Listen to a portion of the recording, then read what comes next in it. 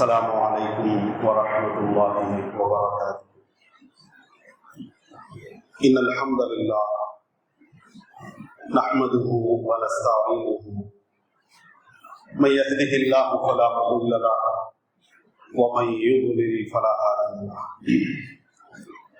وأشهد أن لا إله إلا الله وحده لا شريك له وأشهد أن محمدا عبده ورسوله أما بعد فأعوذ بالله من الشيطان الرجيم بسم الله الرحمن الرحيم وما خلقت الجن والإنس إلا ليعبدون اللهم صل على محمد وعلى آل محمد كما صليت على إبراهيم وعلى آل إبراهيم إنك حميد مجيد اللهم بارك على محمد وعلى آل محمد كما باركت على إبراهيم وعلى آل إبراهيم إنك حميد مجيد.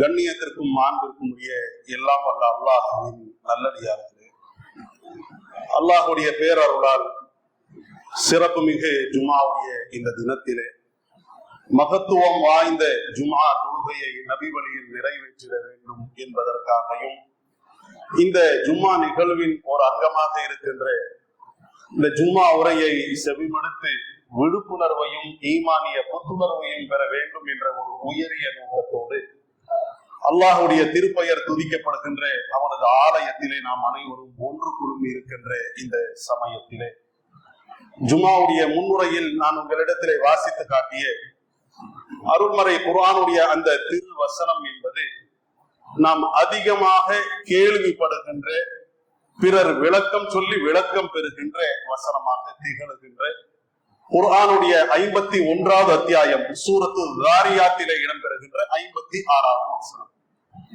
அல்லாஹ் ரப்புல் ஆலமீன் அந்த வசனத்தின் வாயிலாகவும் அதனை தொடர்ந்து வரக்கூடிய வசனங்கள் வாயிலாகவும் நம்முடைய படைப்பின் சார அம்சத்தை நமக்கு தெளிவுபடுத்துகிறார். அல்லாஹ் சொல்கிறான், வமா ஹலகத்துல் ஜின்ன வல் இன்ஸ, இந்த ஜின் இனத்தையும் மனித இனத்தையும் நான் படைக்கவில்லை இல்லா லியஅபுதூனி, என்னை அவர்கள் வணங்க வேண்டும் என்பதற்காகவே தவிர. ஜின் இனத்தையும் மனித இனத்தையும் இந்த உலகத்திலே நான் படைத்திருக்கிறேன். படைப்பினுடைய நோக்கம் என்ன, காரணம் என்ன, எதற்காக படைக்கப்பட்டிருக்கிறார்கள் என்றால் இல்லா லியஅபுதூனி, அவர்கள் என்னை வணங்க வேண்டும் என்பதற்காக தவிர. ஆக என்னை வணங்க வேண்டும் என்பதற்காகத்தான் இந்த உலகத்திலே மனிதர்களையும் ஜின்களையும் நான் படைத்திருக்கிறேன். மா உரீது மின்ஹும் மின் ரிஸ்கி, அவர்களிடத்திலிருந்து உணவை நான் நாடவில்லை. ஒமா உரீது அன் யுத்இமூன், அவர்கள் எனக்கு ஊட்டிவிட வேண்டும் என்பதும் என்னுடைய விருப்பம் இல்லை. ஒன்று இருக்கிறது கேட்பது, இன்னொன்று இருக்கிறது நாடுவது. நாடினாதான் உன்னை கேட்க முடியும். ஆகவே நான் கேட்க மாட்டேன் நல்லா சொல்லல, நான் நாடவே மாட்டேனே, எனக்கு அந்த நாட்டமே இல்லையே. நீங்கள் உணவளிக்க வேண்டும், நீங்கள் எனக்கு ஊட்டிவிட வேண்டும் என்பது என்னுடைய கேள்வி இல்லை, என்னுடைய கோரிக்கை அல்ல, என்னுடைய நாட்டமே இல்லை. ஏன் இல்லை? இன்னல்லாஹ ஹுவர் ரஸ்ஸாக், அல்லாஹ்தான் வழங்கக்கூடியவன், படியளப்பவன் அல்லாஹ்தான்.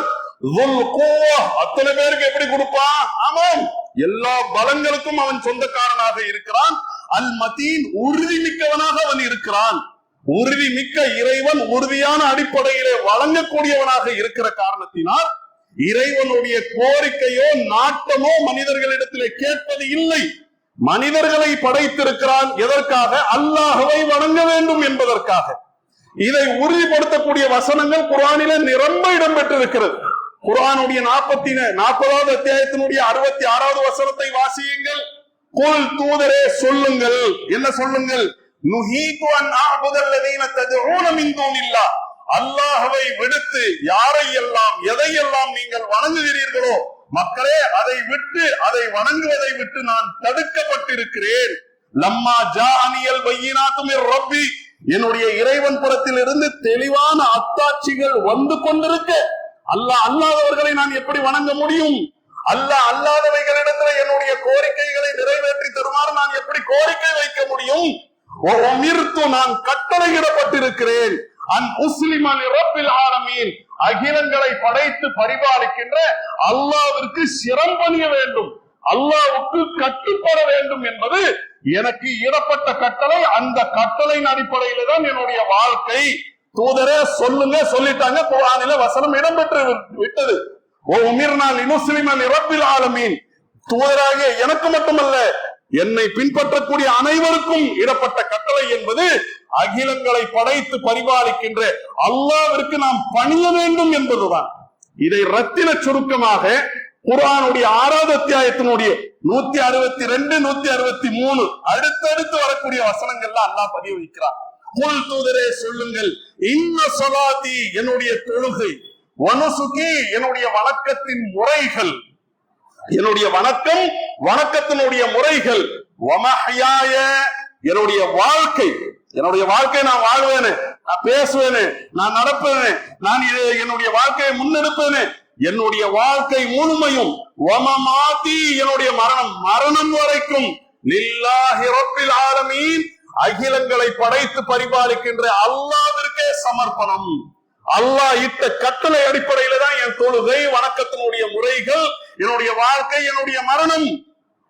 சொல்லிட்டு அல்லாஹ் சொல்றான், லா ஷரீகல, அந்த இறைவனுக்கு இணையாக துணையாக யாரும் இல்லை. நீங்கெல்லாம் இருக்கிறீங்கன்னா உங்களுக்கு இணை துணை எல்லாம் இருக்கிறார்கள். உங்களை மாதிரி பல பேர் இருக்கிறார்கள்.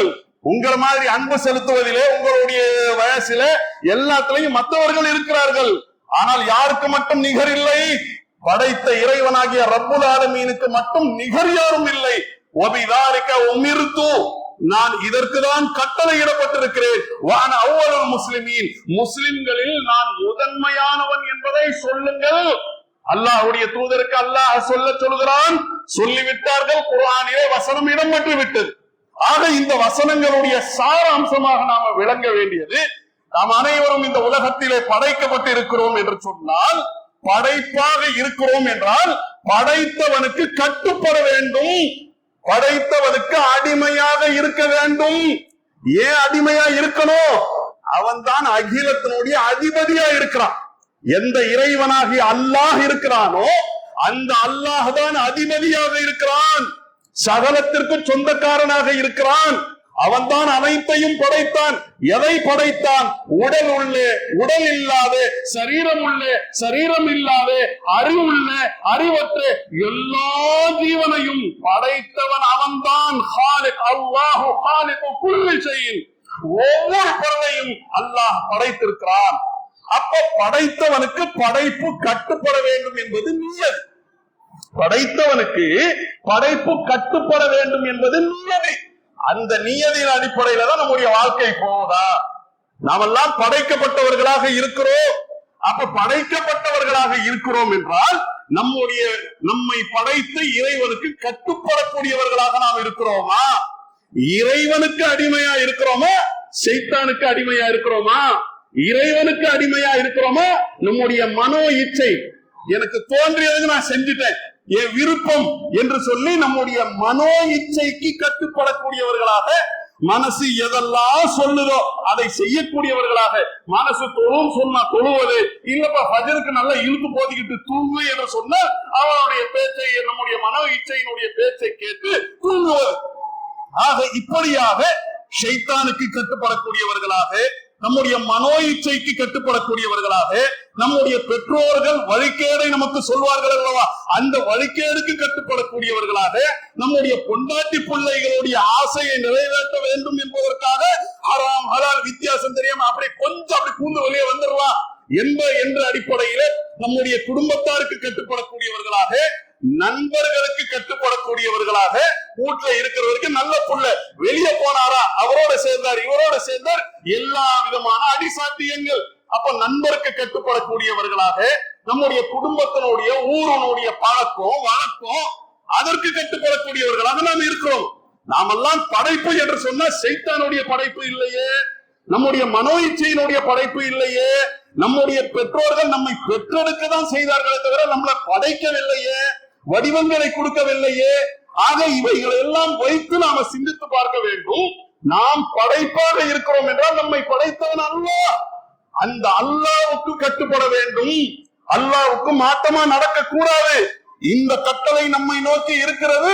அதுல எல்லாமே நம்மில உள்ள பேசுகிற நானா இருக்கட்டும், கேட்கக்கூடிய நீங்களாக இருக்கட்டும், எல்லாரும் அறக்குறைதான். 100 மார்க் வாங்கிடுவோமா? இல்ல. 100ல தேரக்கூடிய அடிப்படையில நம்முடைய வாழ்க்கை இல்லை. ஆனால் நம்மோடு ஒப்பிட்டு பார்க்கும் போது நபிமார்கள் தூதர்கள் சிறந்தவர்கள். அவர்கள் தான் மனித குலத்தினுடைய வழிகாட்டிகள். நபிமார்களுடைய அந்தஸ்தை யாரும் எதுவும் அடைய முடியாது. எந்த அவுலியாவோ மகானோ ஷேகோ பீரோ யாரும் அடைய முடியாத உயர்ந்த அந்தஸ்திற்கு சொந்தக்காரர்கள் தான் நபிமார்கள். நபிமார்களை அல்லாஹ்வே தேர்வு செய்கிறான் நேரடியாக. அல்லாஹ்வுடைய செலக்ஷன் என்று சொன்னால் நம்முடைய குடும்பத்துல பேச்சு வழக்கில் நம்ம பேசுவோம், இது நம்ம செலக்ஷனுங்க, இது அம்மா செலக்ஷனு. அப்ப அம்மா செலக்ஷன், நம்ம செலக்ஷன், நம்முடைய வைஃபுடைய செலக்ஷன், நம்முடைய வைஃபுடைய கணவனுடைய செலக்ஷன் என்று சொன்னால் அது பிரத்யேகமானது. இப்ப நம்ம எல்லாம் படைச்ச அல்லாஹ்வுடைய செலக்ஷன் யார்? அல்லாஹ் தேர்வு, அல்லாஹ்வால் தேர்வு செய்யப்பட்டவர்கள் யார்? நபிமார்கள்.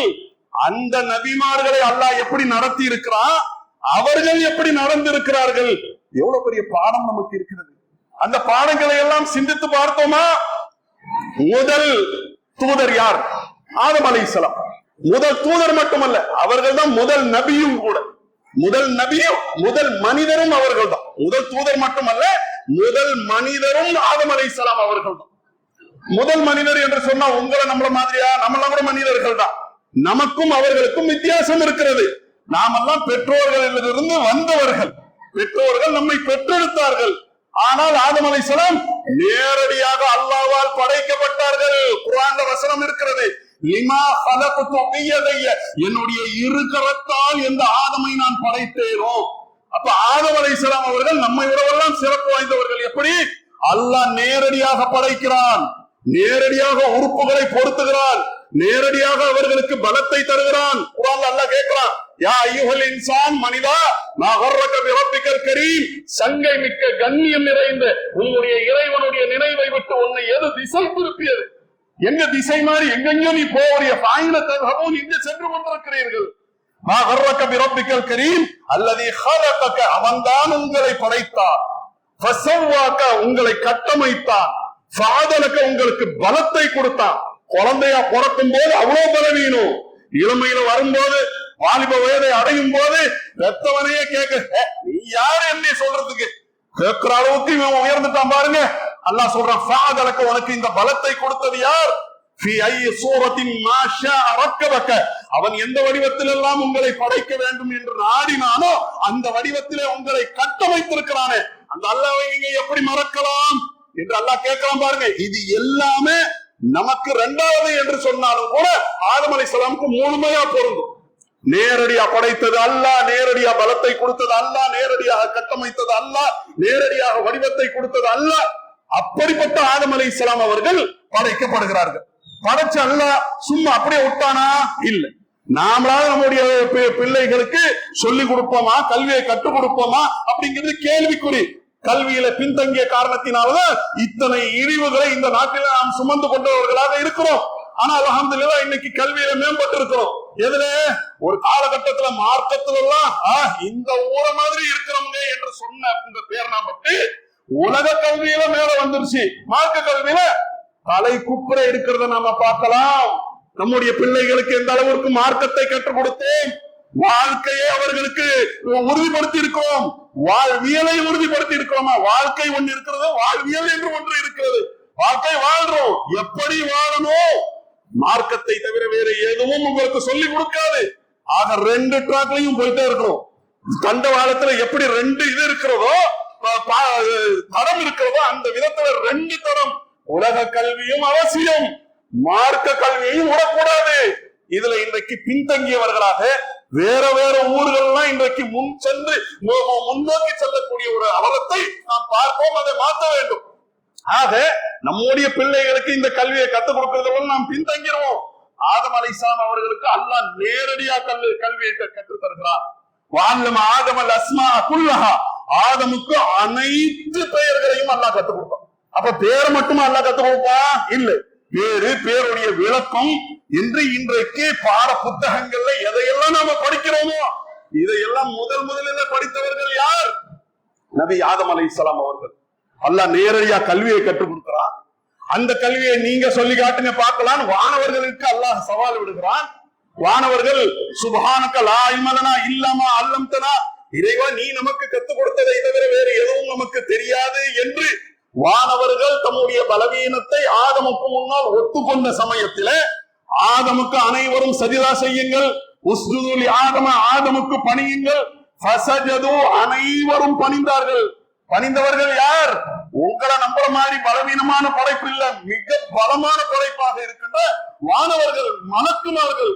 ஃபஸஜது இல்லா இப்லீஸை, இப்லீஸை தவிர அனைவரும் பணிந்தார்கள், சஜிதா செய்தார்கள். சஜிதானா என்ன? அந்த இடத்துல ஆதமுடைய உயர்வை ஒத்துக்கொண்டார்கள். அவ்வளவு உயர்வு. நாமெல்லாம் இந்த உலகத்தில இன்பமும் துன்பமும் ஏற்றமும் இரக்கமும் கொண்ட வாழ்க்கையை முன்னெடுக்கிறோம். அல்லாஹ் நாடினால் நாம நாளைக்கு சொர்க்கத்திற்கு இன்பம் நிறைந்த அந்த இடத்திற்கு செல்லவிருக்கிறோம். ஆனால் ஆதம் அலைஹிஸ்ஸலாம் அவர்களுக்கு படைத்த உடனேயே நீயும் ஜோடியும் இதோ இந்த சொர்க்கத்திலே, இந்த ஜன்னத்திலே தங்குங்கள். எவ்வளவு உயர்ந்த இடம். அப்ப அல்லாஹ் நேரடியாக படைக்கிறான், கல்வியை கற்றுத் தருகிறான், வானவர்களிடத்திலே அவருடைய திறமையை வெளிப்படுத்த செய்கின்றான். அதற்கு அடுத்து வானவர்களை அவர்களுக்காக பணிய செய்கின்றான். சொர்க்கத்தை படைத்து சொர்க்கத்தில் அல்லாஹ் அவர்களை தங்க வைக்கின்றான் என்று சொன்னா அவ்வளவு உயர்வை பெற்றவர்கள் ஆதம் அலைஹிஸ்ஸலாம். அந்த மாதிரியான சிறப்பு மற்ற யாருக்கும் கிடையாது. அப்படியான சிறப்பு பெற்றவர்களை சொர்க்கத்துல தங்க வைக்கும் போது ஒரே கட்டளை, வலா தக்ரபா ஹாதிஹி ஷஜரா, இதோ இந்த மரத்தை நீங்கள் நெருங்க கூடாது. எந்த மரம்? வேப்ப மரமா, புளிய மரமா, மாமரமா, அதெல்லாம் அல்லாஹ் சொல்லல. அந்த விவாதத்துக்குள்ள நம்ம போகாம அல்லாஹ் ஒரு மரத்தை சுட்டி காட்டி அந்த மரத்தை நீங்கள் நெருங்க கூடாது. ஒரே ஒரு கட்டளை. என்ன பண்ணாங்க? நம்முடைய மூலப்பிதா, நம்முடைய மூல தந்தை ஆதம் அலைஹிஸ்ஸலாம் அவர்கள் மறந்தார்கள். குர்ஆனில் அல்லாஹ் சொல்றான், நான் சொல்லல. வலகத் அஹிதுனா இலா ஆதம், ஆதமிடத்திலே உறுதியை நாம் வாங்கினோம். ஃபனசிய, மறந்தார். வலம் நஜித் லஹு அஸ்மா, அவரிடத்துல உறுதியை நாம் காணவில்லை. உறுதியா இல்ல, தடுமாறி விட்டார். என்னத்தை எப்படி தடுமாறினார்? வெளியே இருந்த இபிலிஸுடைய ஊசலாட்டத்திற்கு அவர் ஆளானார். இபிலிஸ் சொன்னா, யா ஆதம் அல் அதுல்லுக அலா ஷஜரத்தில் குல்தி வ முல்கின் லா யப்லா, ஆதமே உங்களுக்கு ஒரு மரத்தை நான் சுட்டி காட்டட்டுமா? எந்த மரத்தை அல்லாஹ் தடுத்தானோ அந்த மரத்தை சாப்பிடுங்க, இதே சொர்க்கத்துல நிரந்தரமா இருப்பீங்க, நிலையான அரசாட்சி உங்களுக்கு இங்க இருக்கும், நீங்க தான் உயர்ந்து ஃபர்ஸ்ட் நம்பர் 1 இருப்பீங்க என்று ஊசலாட்டத்தை ஷைத்தான் போட்டான். அல்லாஹ்வுடைய பேச்சை மறந்தாங்க. ஷைத்தான் பேச்சை, இப்லீஸுடைய பேச்சை கேட்டார்கள். நான் சொன்னதை குர்ஆன் பதிவு செய்கிறது. ஃபஸல்லஹும ஷைத்தானு அன்ஹா, அந்த சொர்க்கத்தை விட்டு உயர்ந்த தகுதியிலே இடத்திலே இருந்தார்களே அதை விட்டு ஷைத்தான் அவர்களை திசை மாற்றினான். அங்கிருந்து அவர்களை வெளியே செய்யறது என்ன? ஒரு எந்த மரத்தை அல்லாஹ் தடுத்தானோ அதில் இருந்து அவர்கள் புசித்தார்கள். புசித்த உடனேயே போனா போட்டோம், நம்ம நேரடியா படைத்தவர், நான் நேரடியா படைத்திருக்கிறேன், நேரடியா எல்லாத்தையும் நான் உருவாக்கி இருக்கிறேன், கல்வியை கத்துக் கொடுத்திருக்கிறேன், நானா வெளியேற்றி விட்டா அப்புறம் எனக்கு அல்லவா அது கண்ணிய குறைவு ஆயிரும். ஆகவே உங்களுக்கு எல்லா சிறப்பையும் கொடுத்தேன், நான் எதை தடுத்தேனோ அதை அல்லவா நீங்கள் செய்து விட்டீர்கள். வெளியேறுங்கள், இஹ்பிது மின்ஹா ஜமீஅன், இங்கிருந்து வெளியேறுங்கள் என்று அல்லாஹ் ரப்புல் ஆலமீன் வெளியேற்றி விட்டான். வெளியேற்றின உடனேயே யா அல்லாஹ், நான் எப்படிப்பட்டவன், எவ்வளவு சிறப்பு, நீ நேரடியா என்னை படைச்சிருக்கிற, என்னையா நீ வெளியேற்றுவ? கேட்கல. உடனே அந்த பணிவை மேற்கொள்கிறார்கள். ரப்பனா வலம்னா அன்ஃபுஸனா வ இல்லம் தக்ஃபிர் லனா வ தர்ஹம்னா லனகூனன்ன மினல் ஃபாஸிரீன். இறைவா, நமக்கே நாம் அநியாயம் செய்து விட்டோம். எத்தனை அநியாயம், அக்கிரமம், பாவம் செய்யறோமோ எல்லாம் நமக்கு எதிராகத்தான். அதே உப்பு தின்னவன் தண்ணி குடிச்சுதான் தீரணும்பாங்களே, அந்த விதத்துல தப்பு செஞ்சவன் அந்த தண்டனையை அனுபவித்துதான் தீர வேண்டும். நமக்கு சலுகை தானே நினைக்க முடியாது. அல்லாஹ்வுடைய தூதர் நபி ஆதம் அலைஹிஸ்ஸலாத்து வஸ்ஸலாம் அவர்கள் அல்லாஹ்விடத்துல மன்றாடுகிறார்கள். ரப்பனா வலம்னா அன்ஃபுஸனா, இறைவா நமக்கு நாமே அநியாயம் செய்து விட்டோம். நான் செஞ்சது உனக்குள்ள அநியாயம் இல்ல, நான் வரம்பு மீறிய காரியத்தை செஞ்சது எனக்கு எதிரானது. வயிர்லம் தக்ஃபிர் லனா வ தர்ஹம்னா, நீ நம்மை மன்னிக்காவிட்டால், நீ நம் மீது அருள் புரியாவிட்டால் லனகூனன்ன மினல் ஹாஸிரீன், நஷ்டம் அடைந்தவர்கள்ல நாம் ஆயிருவோம். நஷ்டம் நமக்கு தான், கஷ்டம் நமக்கு தான், சிரமம் நமக்கு தான். யார் சொன்னது? அல்லாஹ்வால் நேரடியா படைக்கப்பட்டார்களே முதல் மனிதர், முதல் தூதர் ஆதம் அலைஹிஸ்ஸலாத்து வஸ்ஸலாம் அவர்களுடைய துஆ, அல்லாஹ் குர்ஆன்லயே பதிவு செய்யணும். அந்த மாதிரி ஒரு அடிமைத்தனம் நம்மிடத்துல இருக்க வேண்டும். அவரை எப்படி நாம அடிமையா நடத்தணுமோ உங்களையும் நாம் அடிமையாகத்தான் நடத்துவோம். நீங்க எஜமானர்கள் ஆயிட முடியாது, நீங்க ஓனர்கள் ஆயிட முடியாது. நீங்கள் அவர் எப்படி நடந்து கொண்டாரோ அந்த விதமாகத்தான் நடக்கணும். அடிமையா இருக்கணும். அடிமையா உங்களை நான் நடத்துவேன், நீங்களும் அடிமையாகத்தான் நடக்க வேண்டும். நான் தாங்கிற அந்த எஜமானத்தனம் உங்களிடத்துல இருக்க கூடாதுங்கிற எவ்வளவு ஒரு பெரிய பாடம் நபி ஆதம் அலைஹிஸ்ஸலாம் அவர்களுடைய அந்த வாழ்க்கையில நமக்கு இருக்கிறது. இது முதல் மனிதர். வாங்க, நேரம் முடிஞ்ச காரணத்தினால் கடைசி தூதர் நபிகள் நாயகம் ஸல்லல்லாஹு அலைஹி வஸல்லம் அவர்கள் எவ்வளவு உயர்வை பெற்றவர்கள். அல்லாஹ் அவர்களை பார்த்து சொல்கிறான், வமா அர்ஸல்னாக இல்லா ரஹ்மத்தல் லில் ஆலமீன். தூதரே, தூதரே, உங்களை நாம் அருளாகவே தவிர அனுப்பவில்லை. அருளுடைய செய்தி, அன்பினுடைய செய்தி, அன்பினுடைய கொள்கை, அன்பினுடைய வடிவத்தை போதிக்கக்கூடியவர்களாக இருக்கிறீர்கள் என்றால் எவ்வளவு பெரிய அந்தஸ்து. அகிலங்கள் அனைத்திற்கும் நீங்கள் அருளாக அன்பாக இருக்கிறீர்கள். அருளுக்குரிய செய்திகளை சொல்கிறீர்கள். அருளுக்குரிய செய்தி தான் 14 நூற்றாண்டுகளை கடந்தும் கூட வலிமையோடு நிற்கக்கூடியதை நாம பார்க்கிறோம். ஆக அந்த தூதர் ஸல்லல்லாஹு அலைஹி வஸல்லம் அவர்கள் ரொம்ப சிறப்பை பெற்றவர்கள்.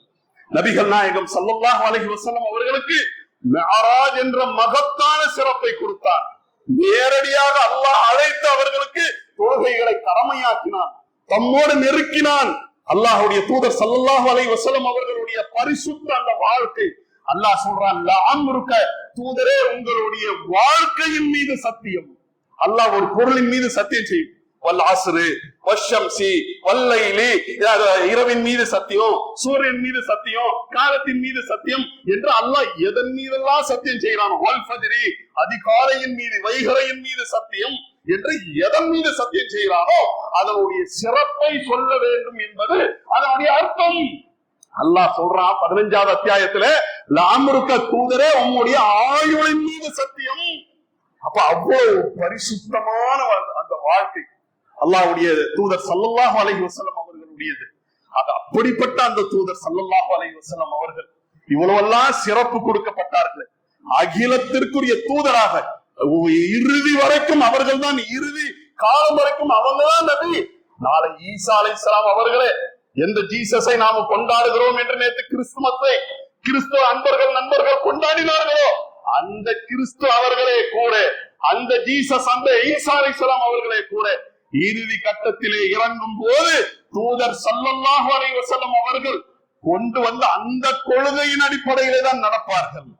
அவர்கள் என்ன மார்க்கம் கொடுத்து அனுப்பப்பட்டார்களோ அந்த மார்க்கத்தின் அடிப்படையில நான் நபின்னு சொல்ல மாட்டாங்க. எனக்கு கட்டுப்படுங்க, முகம்மது விடுங்க என்று சொல்ல மாட்டார்கள்.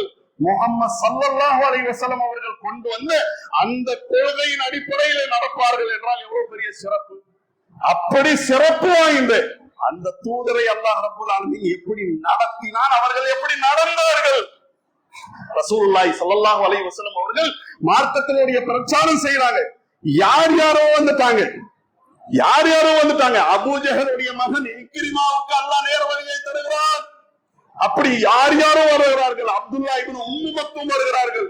அபூ ஹுரைரா எங்கிருந்தோ இருந்தார்கள், அவர்கள் இஸ்லாத்துக்கு வருகிறார்கள். தூதர் ஸல்லல்லாஹு அலைஹி வஸல்லம் அவர்களுக்கு தன்னுடைய பெரிய தந்தை மார்க்கத்திற்கு இஸ்லாத்துக்கு வர வேண்டுமே ஆசை. அந்த ஆசையோடு மரண தருவாயில அவர்கள் அமர்ந்திருக்கிறார்கள். மரண தருவாயில இருக்கிற அந்த சமயத்துல போய் சொல்றாங்க, குல் லா இலாஹ இல்லல்லாஹ், என்னுடைய அருமை தந்தையே, நீங்க தான் வரல புடிச்சு எனக்கு வாழ்க்கையை கற்றுக் கொடுத்தீர்கள், என்னுடைய சகரத்திற்கும் நீங்கள் பொறுப்பேற்றீர்கள். இன்றைக்கும் கூட நான் வலிமையோடு என்னுடைய குரலை ஒலிக்க செய்ய முடிகிறது என்று சொன்னால் நீங்கள் தான் காரணமாக இருக்கிறீர்கள். ஒரே ஒரு கலிமா, லா இலாஹ இல்லல்லாஹ், அல்லாஹ்வை தவிர வணக்கத்திற்குரியவன் யாரும் இல்லை என்பதை சொல்லுங்கள். அல்லாஹ்விடத்திலே தர்க்கம் செய்தேனும் உங்களுக்கு நான் வெற்றியை பெற்று தருவேன். அல்லாஹ்விடத்துல உங்களுக்காக நான் பேசுவேன், முறையிடுவேன் என்று நபிகள் நாயகம் ஸல்லல்லாஹு அலைஹி வஸல்லம் அவர்கள் குறிப்பிடுகிறார்.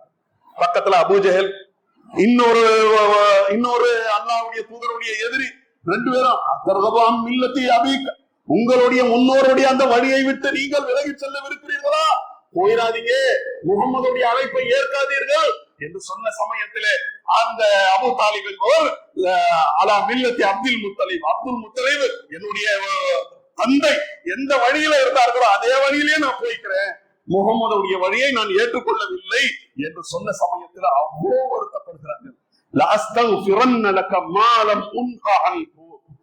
நான் தடுக்கப்படாத வரைக்கும் உங்களுக்காக நான் பாவ மன்னிப்பு தேடுவேன். அல்லாஹ்வுடைய தூதர் ஸல்லல்லாஹு அலைஹி வஸல்லம் அவர்களுக்கு அபூ தாலிபின் மீது எவ்வளவு அன்பு இருந்தால் அல்லாஹ்விடத்துல கையேந்துறாங்க, யா அல்லாஹ் என்னுடைய பெரிய தந்தை என்று கேட்ட அந்த சமயத்துல, அப்படியா இவ்வளவெல்லாம் சிறப்பை பெற்றிருக்கிறீர்கள், உங்க முகதாட்சியத்தை பார்த்து அபூ தாலிபுக்கு நான் வெற்றி கொடுக்காமையா போயிருவேன், அவர் லா இலாஹ இல்லல்லாஹ் ஏத்துக்காதவராக இருந்தாலும் அவரை வெற்றி பெற்றவர்களுடைய உங்களுடைய லிஸ்ட்ல கொண்டு வந்துருவேன் அல்லாஹ் சொன்னானா இல்ல வேற விதத்துல சொன்னானா? இங்கதான் சிந்திக்க அல்லாஹ் என்ன சொல்றான், மா கான லின்னபி வல்லதீன ஆமனு யஸ்தக்ஃபிரு லில் முஷ்ரிகீன வலவ் கானூ உலி குர்பா, தூதராகவே இருந்தாலும் தூதர் மீது நம்பிக்கை கொண்ட மூமின்களாக இருக்கட்டும், ஒருவர் ஷிர்கிலே மௌத்தா போயிட்டாருன்னா அவருக்காக பாவ மன்னிப்பு தேடக்கூடிய உரிமை அதிகாரம் கிடையாது. மூமினுக்கு கிடையாதுனால ஓரளவு போட்டுக்கலாம், தூதருக்கு கிடையாதுன்னு நல்லா சொல்றானா? தூதரை எப்படி நடத்தி இருக்கிறோம் பாருங்க. நம்முடைய பிள்ளைகளை சரி நம்ம புள்ளதானே பெரிய தப்பு செஞ்சுட்டு வந்தாலும் யாருங்க ஊர் உலகத்துல செய்யறதுல அப்படி எல்லாம் வியாக்கியானம் பேசுறோமே, அல்லாஹ்வுடைய இறுதி தூதர் அவ்வளவு நெருக்கமானவர்கள் எப்படி நடத்தினான், இன்னக லா தஹ்தி மன் அஹ்பப்த, தூதரே நீங்க யாருக்கு நாடுகிறீர்களோ அவர்களுக்கு நீங்க நேர்வழியை கொடுக்க முடியாது, வலாகின்னல்லாஹ யஹ்தி மன் யஷா, அல்லாஹ் யாருக்கு நாடுகிறானோ அவர்களுக்கு தான் நேர்வழியை தருகிறான்.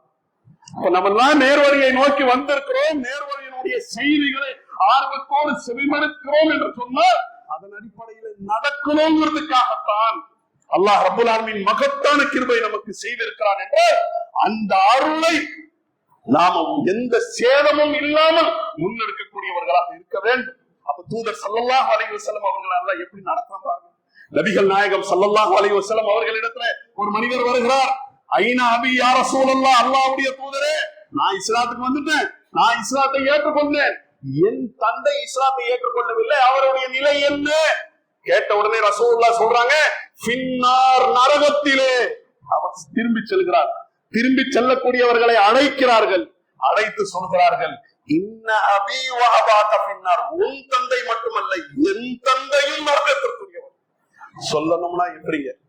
நம்முடைய தந்தை மீதெல்லாம் நம்முடைய தாய் மீது நமக்கு அளவு கடந்த பாசம் நேசம், அவர்களை இழக்கும் போது ஒரு பெரிய துன்பம், ஒரு மலையை போன்ற கவலை நம்மை நோக்கி வருகிறதே. சற்றே சிந்தித்து பாருங்கள், அல்லாஹ்வுடைய தூதருக்கு எவ்வளவு அன்பு இருந்திருக்கும். அதுவும் குறிப்பாக அந்தஸ்தில உயர்ந்து செல்லும் போது அப்பதான் பெற்றோர்கள் ஞாபகம் வருவார்கள் நல்லவர்களுக்கு. அவளை நினைச்சு பார்ப்போம் இல்லையா? எத்தனையோ முறை என்னுடைய தாய் தந்தை இந்த நிலைக்கு என்னை உயர்த்த வேண்டும் என்று ஆசைப்பட்டார்கள், இன்னைக்கு உயர்ந்து நிற்கிறேன், கண் குளிர பார்ப்பதற்கு அம்மா இல்லையே அத்தா இல்லையே, நாம கவலைப்படுகிறோம் அல்லவா? சிந்தித்து பாருங்கள், அல்லாஹ்வுடைய தூதர் ஸல்லல்லாஹு அலைஹி வஸல்லம் அவர்கள் அகிலத்தினுடைய தூதராக இருக்கிறார்கள், இறுதி தூதராக இருக்கிறார்கள், ஹாத்தமுன் நபியினாக இருக்கிறார்கள். அப்படிப்பட்ட அந்த தூதருக்கு தன்னுடைய தந்தையின் மீது தான் எந்த நேர்வழியை நோக்கி மக்களை அழைக்கிறார்களோ அந்த நேர்வழியில் அவர் இருக்க வேண்டும் எவ்வளவு ஆசை. ஆனால் அல்லாஹ்வுடைய தூதர் என்ன சொன்னார்கள்? என் தந்தை நரகத்தில் அவரா சொல்ல முடியாது, அல்லாஹ் சொல்லிதான் சொல்லி இருக்க வேண்டும். சிந்திக்க கடமைப்பட்டிருக்கிறோம். அல்லாஹ்விடத்துல தன்னுடைய தாய்க்காக பிரார்த்தனை பாவ மன்னிப்பு தேடுவதற்காக அனுமதி கோருகிறார்கள்.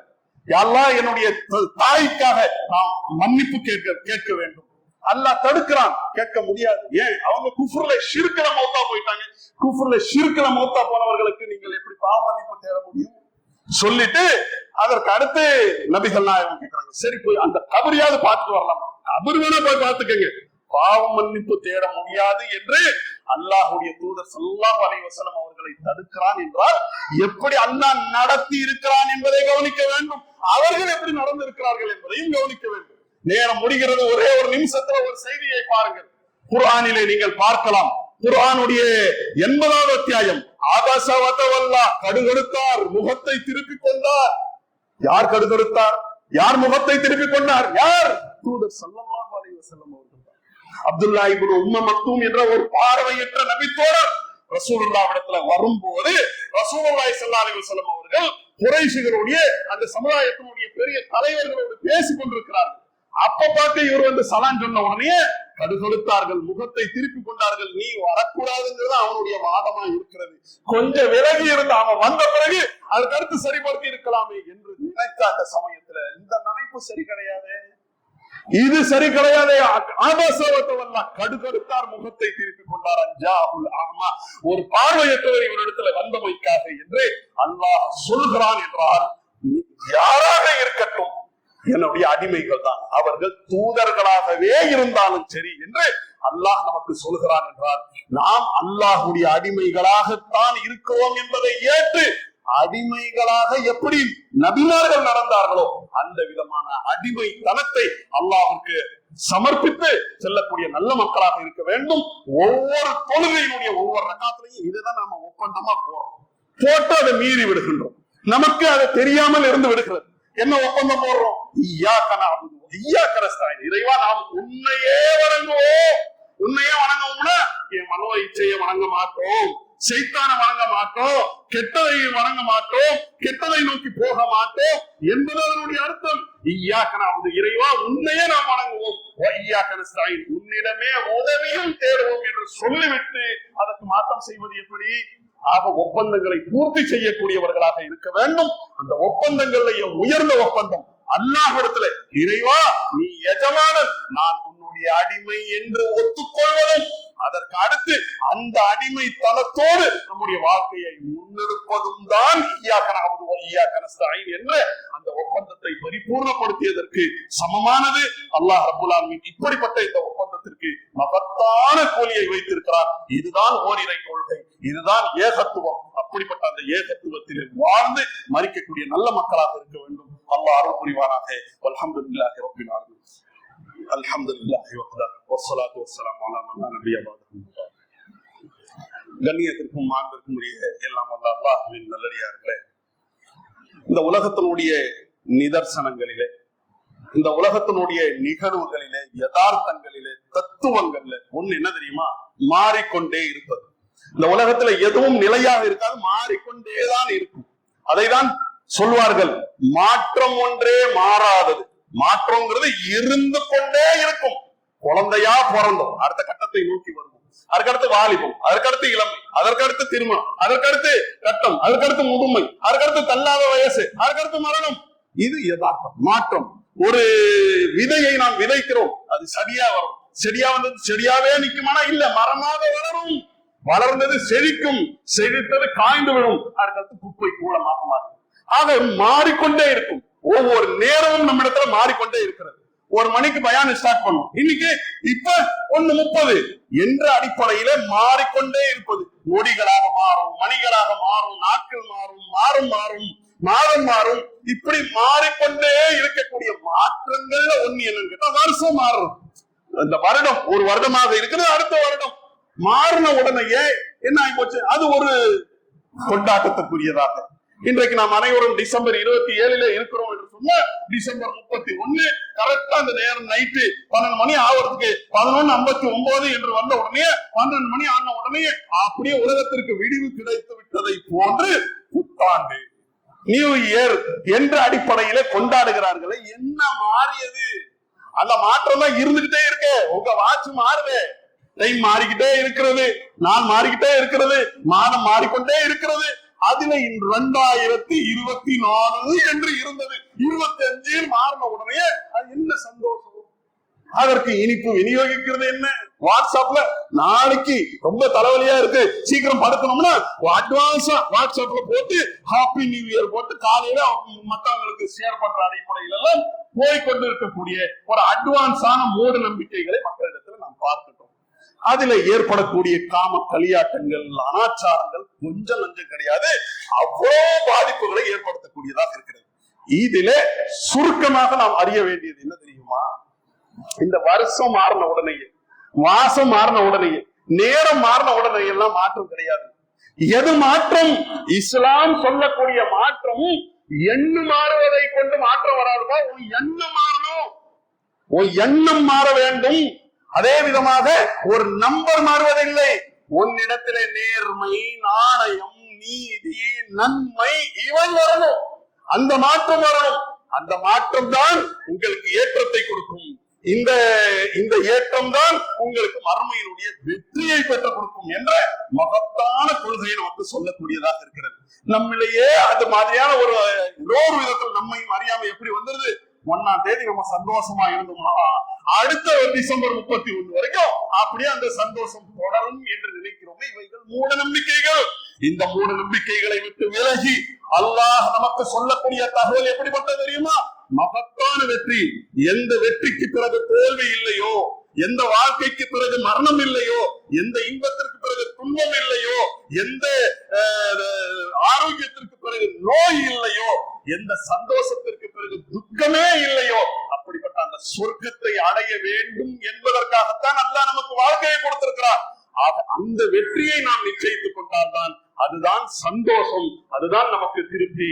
ஆக இந்த ஹாப்பி நியூ இயர் அப்படிங்கிற பேரெல்லாம் எது செய்யப்படுகிறதோ அது மூட நம்பிக்கை, அறிவற்றவர்களுடைய காரியம் என்பதை நாம விளங்கிக் கொண்டு, எண் மாறுவதை கொண்டு மாற்றம் வராது, எண்ணம் மாற வேண்டும்.